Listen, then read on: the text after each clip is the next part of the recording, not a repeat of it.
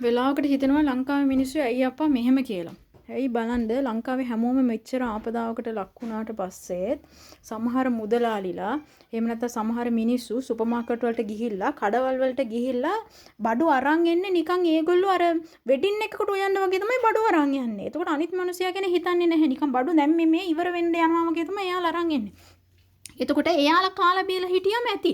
වටේ පිටේ මිනිස්සු ඔක්කොම බඩගින්නේ මැරෙන්න ඕනේ. ඒ අදාළ කට්ටිය විතරක් කාලා බීලා හිටියම ඇති. කියලා වැඩ. මේ හැමෝම නෙමෙයි සමහරක් මෙච්චර ආපදාවකට ලක් වෙලා තිබිලත් සමහරක් ඇවිල්ලා ওই වැඩේ තමයි කරන්නේ. මුදලාලිලා බලන්නකෝ එළවලු මිල කොච්චර උඩට දැම්මද කියලා. අනේ කියලා වැඩක් නැහැ. ඉතින් ඕක ඉතින් කටට වෙන මොනා හරි එයි මගේ.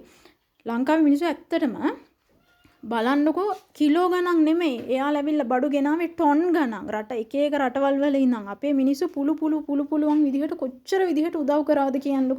දෙන්න කිසිම දෙයක් නැත්තම් ඒගොල්ලෝ ඇවිල්ලා ඇඟේ තියෙන ලේ ටික දන් දෙනවා.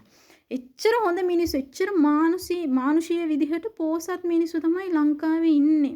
ඇයි මේ අපේ එකමුතුකම හැමදාම තියාගන්න බැරි කියන්නකෝ. ගෑරේජ් බාස්ලා දානවා ඒගොල්ලන්ගේ වාහන ටික ගෙනත් දෙන්න කියලා. ගම් වතුරට අහුන වාහන ටික නිකන් හදලා දෙන්න කියලා. ලැප්ටොප් ෆෝන් නිකන් හදලා දෙන්න කියලා ඒ කට්ටිය කතා කරනවා. ඒ කට්ටිය කියනවා ගෙනත් දෙන්න අපි නිකන් හදලා දෙන්නම් කියලා. කොච්චර ඉගෙන ගන්න නෝට්ස් එහෙම අප්ලෝඩ් කරලා තියෙනවද? ඉඩමක් දන් දීලා තිබුණා. ලක්ෂ ගාණක් වටින ඉඩමක් දන් දීලා තිබුණා නිවාස සංකීර්ණයක් හදන්න. මෙච්චර මානුෂීය මිනිස්සු මෙච්චර කල් කොහෙද හිටියේ කියන්නේ? ඇයි මේ එකමුතුකම අපිට හැමදාම තියාගන්න බැරි? දෙන්න කිසිම දෙයක් නැත්තම් ඇඟේ තියෙන ලේ ටික දන් දෙනවනේ. තව පෝස්ට් එකක් තිබුණා මං හිතන්නේ හාල් අවතෙන් කඳවුරු වලට දෙන්න කියලා හාල් ආධාර එකතු කරන තැනක හාල් දීලා තිබුණා. ඒ හාල් ගෝණියේ හුණ්ඩුවක්. ඒ කියන්නේ එයාලා ගෙදර පාවිච්චි කරන හාල් ගෝණිය ගෙනල්ලා දීලා.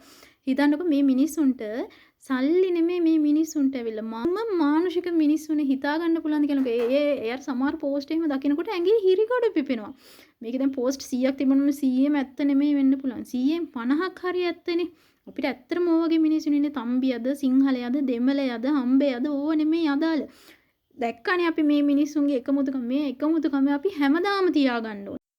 ස්වභාවික ආපදා කියන එක අපිට සම්පූර්ණයෙන් වළක්වන්න බෑ. හැබැයි අපිට පොඩි දෙවල් කරලා මේකේ තියෙන ඔය එෆෙක්ට් එක අපිට අඩු කරන්න පුළුවන්. කොච්චර වගුරු බිම් මෙහෙම ගොඩ කරලා බිල්ඩින් හදනවද?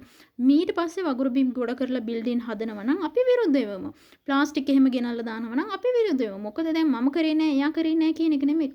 කවුරු කරත් අන්තිමට එෆෙක්ට් එක එන්නේ අපි හැමෝටම තමයි. මගේ ගේ පහු කරලා නෙමෙයි ගම් වතුර යන්නේ. මගේ ගේ පහු කරලා විතරක් නෙමෙයි නාය හැමෙන්නේ.